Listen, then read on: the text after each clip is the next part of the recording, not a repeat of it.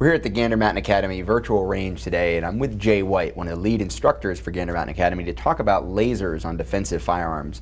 Jay, what's your opinion? Well, lasers constitute many different uses. What I try to impart to our students and the people that walk through our doors is that lasers can often become what we call a crutch, to where they rely on the laser, the beam on the target, for their training to encourage them to be accurate, when in effect what it's doing is it's undermining their ability to be able to create those abilities without the effect of the laser. When they use the laser and make that something that helps them shoot, lasers fail. They're battery powered. They're not always going to be working in the situations you might think they need to work in.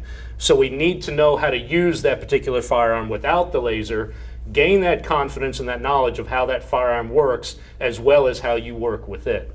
Now let's take a look, because I've seen exactly the same thing with a lot of students. And let's take a look and see exactly what we're talking about. When we say that people are using the laser as a crutch, what we look at is their general shooting fundamentals. You know, a good squared off stance, oriented towards the threat, full extension with the gun in and parallel with their line of sight. Now if I wanted to use my sights right now, I could, and if I don't want to use my sights, I don't need to.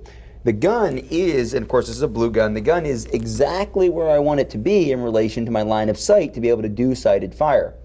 However, with a laser, because the laser dot is relatively small and the gun and the hands do take up a lot of the field of vision at extension, what we end up with is a lot of people dropping the gun down and bring their head up in order to see where the laser dot actually is on the target. They might even compress their elbows a little bit and end up in this kind of a compressed position just so they can see that laser. Well, of course, I can hit the target with the laser in what ends up being a bad fundamental shooting position, and one that's definitely not congruent with full extension. So how do you suggest people train to use the laser? Well, pretty much with those suggestions that you just brought up is that you need to know how to shoot. You need to know how to implement the fundamentals before you rely on a laser. It can be used as an aspect of what you're doing in a defensive shooting or with your practicing.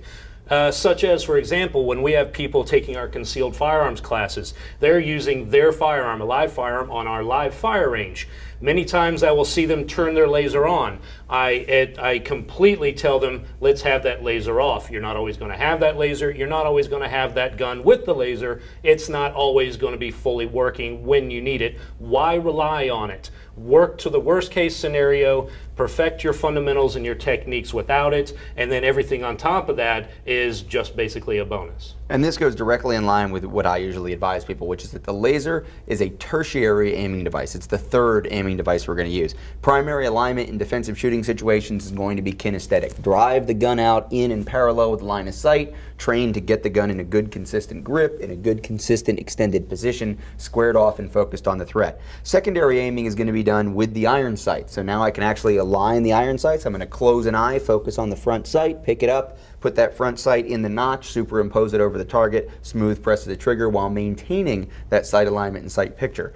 The tertiary aiming device, the laser, comes in handy in extreme situations. So one of those extreme situations might be if I were injured and I couldn't get to full extension, if I needed to know where the gun was pointed, but I can't get it into a shooting position. Another extreme situation, like the one depicted here, is that the white target in the center is a high contrast target, very easy to see even the small sights that would be on this defensive, J-frame size revolver. But if we go to one of the darker targets in the back, if the target's dark and the sights are dark and the environment's dark, I may not be able to clearly see my sights. I can turn the laser on and know exactly where this gun is pointed using that tertiary aiming device. Jay, I think Gander Mountain Academy is one of the leading training facilities in the country. They're very progressive in the way they think, and they understand how to teach people how to use accessories like these, which could save your life in an extreme situation properly and efficiently. Appreciate it, Jay. Not a problem, Rob. Thank you very much.